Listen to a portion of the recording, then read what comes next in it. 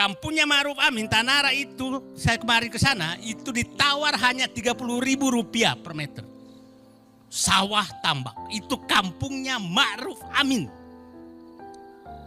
Bapak dan Ibu bisa bayangkan sebangsa dan setanah air, kampung wakil presiden tidak bisa berteriak melawan oligarki. Itu tanggal 6 Agustus. Ini saya bicara apa di balik ini semua. Ini baru saya mau buka. 6 Agustus. Saya ketemu seseorang yang saya tahu posisinya adalah penghubung politik antara oligarki dengan penguasa. Dengan pengusaha yang mengendalikan kekuasaan dengan kekuasaan. Apa ceritanya ke saya? Dia kasih tahu semua skenario bagaimana Mulyono mau mengambil partai. Tanggal 6 Agustus. Sampai nama-nama panitia Munas Golkar pun dia kasih tahu saya. Dan tanggal 8 Agustus kan Airlangga dipanggil. Persis yang disampaikan ke saya. Tanggal 10 Agustus Airlangga mundur. Ini pingin pecah kepala saya. Kok negara aku sekarang betul-betul bukan diatur oleh partai politik. Betul-betul diatur oleh mereka. Saya diberitahu bagaimana nanti PKB diambil. Tanggal berapa diambil. Saya diberitahu PKS bagaimana menyerahkan diri. Saya dikasih tahu. Saya dikasih tahu PKS menyatakan menyerahkan diri. Saya dikasih tahu bagaimana PAN diperpanjang lagi menjadi 3 kali padahal ADRT-nya diubah. Dan dia bilang menyatakan itu pasti selesai semua sebelum pilkada. Sebelum penetapan gubernur.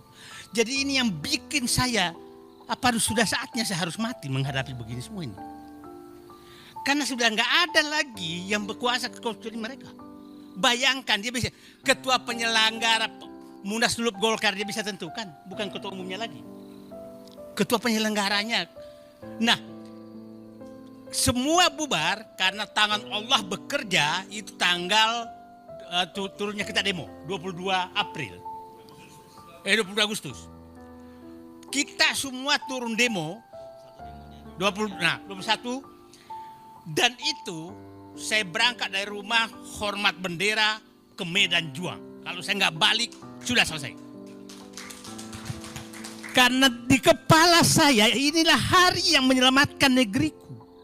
Kalau itu tidak terjadi, semua skenario Mulyono terjadi. Maka apa yang terjadi? Prabowo menjadi boneka Mulyono. Itu yang terjadi. Karena semua sudah diatur. Jadi tangan Allah bekerja tanggal 21. Tidak ada koordinasi apapun. Dan semua bergerak seluruh Indonesia. Kita tahu. Disitulah kita dapat informasi nasionalisme, patriotisme Prabowo muncul. Ini harus dihentikan. Ini harus dihentikan, maka diperintah ke dalam. Dan saya dapat informasi sebenarnya di dalam itu korum. Bukan nggak korum. Tapi patriotisme dan nasionalisme Prabowo menyelamatkan negerinya. Itulah saya katakan, saya bicara dulu sebelum masuk fakta-fakta di lapangan. Saya berharap Prabowo itu, Habibie itu, memuji menjadi murid Pak Harto 30 tahun lebih. Tapi dia pada saat presiden menjadi Habibie yang lepas dari Pak Harto. Dan mengambil kebijakan yang berbeda dengan Pak Harto demi menyelamatkan bangsa dan negaranya. Saya berharap Prabowo kalau nggak bisa 100% Habibie ya 90% lah. Menjadi orang yang selamat datang. Oke. Saya sekarang masuk kepada praktek-praktek yang akan terjadi PIK 2 supaya kita punya gambaran. Saya ada 4-5 hal yang saya ingin jelaskan. PIK 2 itu apa sih? Yang kedua, aturan apa yang menyebabkan kezoliman dan ketidakadilan prakteknya di ini supaya kita ahli-ahli teori. Saya praktek saja fakta lapangannya seperti apa dan apa yang akan terjadi ke depan. Saya menyatakan PSN PIK 2 itu adalah praktek oligarki yang sangat nyata dan berlangsung sempurna apabila kita tidak ada yang turun. Saya turun ke bawah itu betul-betul hambatannya tidak ketulungan. Setiap orang yang saya foto dengan saya itu pasti besoknya akan dipanggil oleh aparat. Ya. Jadi saya turun, kemarin saya turun lagi naik motor, saya ditelepon orang, Pak, saya minta Bapak jangan turun, Bapak lagi diincar. Udah kayak begitu sekarang. Jadi itu wilayah preman di 9 kecamatan. Itu sudah nggak ada pemerintah. Jadi maksud saya, ada wilayah yang pemerintah sudah nggak ada. Itu adalah wilayah PSN PIK 2. Wilayah PSN PIK 2 itu kan ditulis hanya 1.700 hektar. Menjadi 2.800. Tapi faktanya semua wilayah di 9 kecamatan itu terpampang semua PIK 2. Bukan wilayah yang disebutkan. Nah, 9 kecamatan tuh mulai dari Kosambi, Teluk Naga, Paku Haji, Mauk, Sukajadi, Kemiri, Kronjo, Mekar Baru, itu 8 kecamatan adalah Kabupaten Tangerang. Tambah kampungnya Ma'ruf Amin itu Tanara, itu masuk, tapi Ma'ruf Amin pun diam. Coba bayangkan seorang wakil presiden kampungnya mau digusur, rakyatnya dia diam. Berarti siapa yang di atasnya? Kan clear sekali. Kampungnya Ma'ruf Amin, Tanara itu, saya kemarin ke sana, itu ditawar hanya Rp30.000 per meter. Sawah tambak, itu kampungnya Ma'ruf Amin.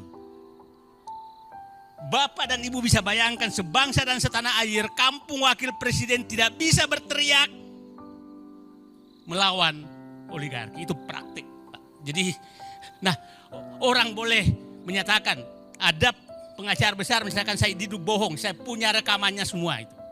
Jadi jangan menganggap saya bohong. Ada menyatakan bahwa itu transaksi. Saya punya rekamannya, orang ini transaksi di kantor pengembang, bukan di lapangan. Notaris mereka sekarang ada di kampung-kampung mutar-mutar. Ya, notaris diturunkan ke kampung-kampung dengan menawar tanah.